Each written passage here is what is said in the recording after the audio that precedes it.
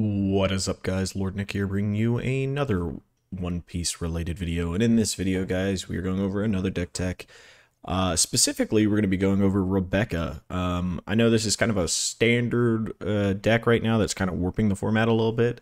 It's considered a pretty strong deck. It's pretty good into a lot of the red matchups, but I decided to put my own little spin on it. I thought about how I would like to play the deck a little bit more, as I have all these cards and I've wanted to play it, and having played my variant of Rob Lucci this last week kind of made me realize, man, I really like these Dressrosa cards. I'd like to add a little more consistency to a more centralized theme, that's not CP9 related. I wanted to make the Dressrosa theme. So I worked and brewed on it, and this is the list that I've come up with so far. Note, in the last video, there was somebody that was going to leave a comment about it. I did notice that afterwards I'd included a card that did not work in the deck, which was Leo. If you've watched my last video and you want to change something out of it, I did leave a comment on that video that explained the changes I made. Anyhow, let's go into this deck real quick. We're really just going to touch on the cards that are going to be kind of different than most Rebecca lists. And to start us off, we're going to talk about the Kayas. We're running 4 Kayas. She's a 2K counter, which is just huge, but also she's just a hand filter. Draw 2 cards, trash 2 cards, which is fine. We want cards in our yard because of the fact of how our deck functions in terms of like reutilizing them with Luffy's or having our Trunos be able to hit bigger. So overall, I felt like she's actually kind of a valuable card to have because we can just put her out there to have extra card draw, or we can have her in our hand as an extra 2K. Both of those are things that the long game strat of this deck wants to do, so it's fine. We just cut down on our Gats, we cut down on 2 Leos and 1 Rebecca, and guess what? We could toss in 4 Kayas, and that's a +3 on our 2Ks. So I think that's perfectly fine. The other things that I have switched in this deck, I like the 3 of Kairos. There's been a lot of lists that do 3 of Kairos or 4 of. I don't think we really need a 4. We dig so much in this deck that we will find Kairos, and once he's on board, unless your opponent's playing blue, it's pretty difficult for them to actively get rid of him. They have to commit a lot of cards to killing him. As long as you have Colosseum and Rebecca out, or even just Rebecca, they have to commit at least 2 cards and some attacks to it. It's pretty hard to get rid of him. Just a super valuable card, but we don't need him as a 4 of. And in place of that, we go with the 3 of. We're going with a 2 of Leo, a 2 of Idio, and so because of that, we have a couple extra slots, and I'm putting in some more 5-drops. I know this deck kind of wants to stay low to the ground, but a 5-drop is not much higher than the current curve of the deck. And I think that the cards that we are adding add an extra bit of value for the mid game and some potential to allow us to go into a more mid-range strat instead of a pure dominant control strat. Now note, the deck still has the ability to stick with that long drawn-out control matchup, but in many matchups like Queen and some of the other control decks in the format, you don't necessarily want to go that long with them, because of the fact that they have the ability to heal and you don't. And if it goes too long, they might gain the advantage over you because they have the ability to keep drawing cards as well. So to be able to have that that ability to turn on okay, screw it, we're gonna start going for win here, Zeph adds in some value for that. Now I am on the fence if I want to maybe cut it down to 1 Cavendish and 3 Zephs, or keep it at 2 and 2. I think both of them have their own merits. Now, what Zeph offers is a bouncing of low-cost blockers, which a lot of these control decks run. On top of that, he does have the ability to turn on either your Truno or the double attack from your Kong guns, which is kind of big value, and he's a 7K swing at them. So you could tear cards out of your opponent's hand, and if they allow it to go through, then you just mill 7, and guess what? Truno and your Kong gun is online now, so you can either set up for another devastating attack with Kong gun, or you can start removing big things off the board. So I think Zeph is super valuable.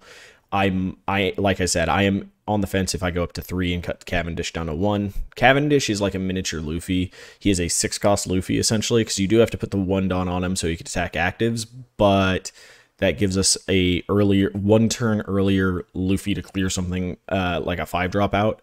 And when he's attacking, you have the ability to get rid of a low cost. So against Law, he's another card that allows you to actually win the Law matchup even more. I think he's super valuable to have in the deck. Again, this does add in now. Adding him in does not, negate losing one Kairos and actually adding in more counter.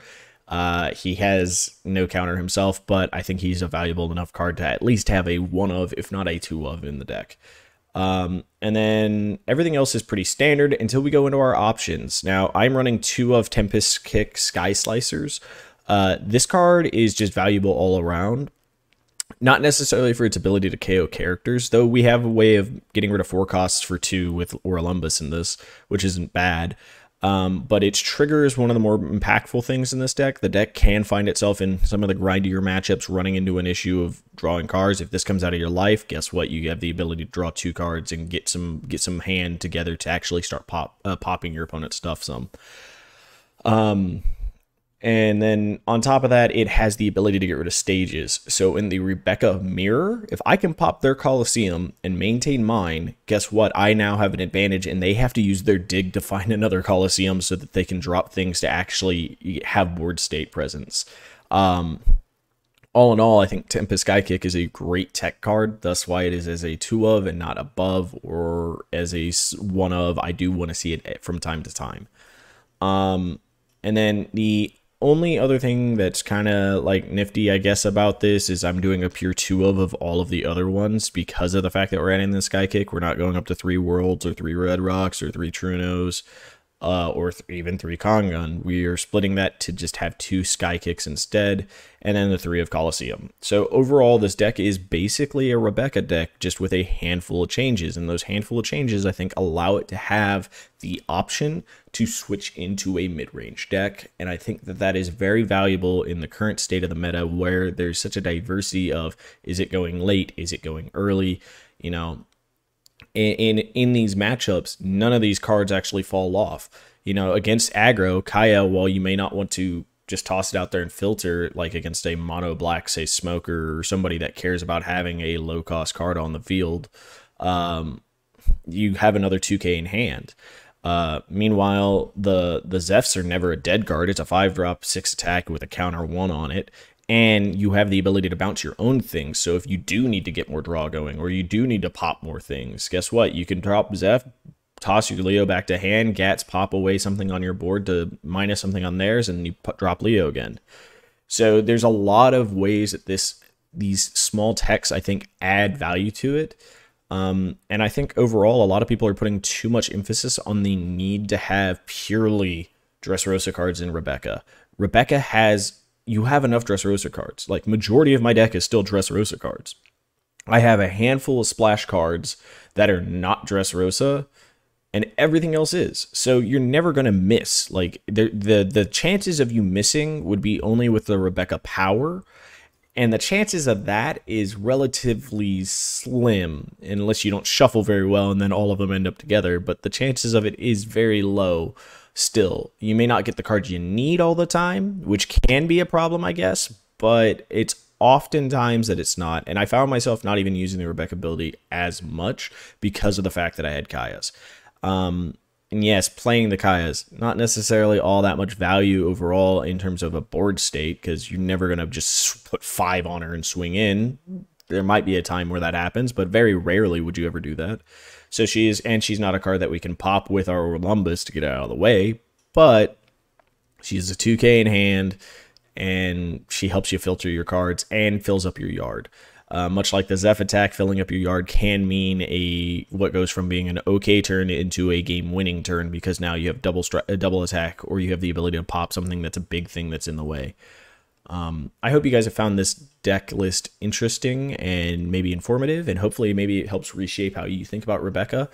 If you guys have any comments, concerns, anything, please leave it down below. I want to hear from everybody. I appreciate hearing kind of reviews of what I am doing. And I'd love to hear what you guys want to see next. I have an eShow list that I have currently that I might be playing this week. I might be playing Rebecca. I'm kind of in the air which one. I also have a Yellow-Purple Croc.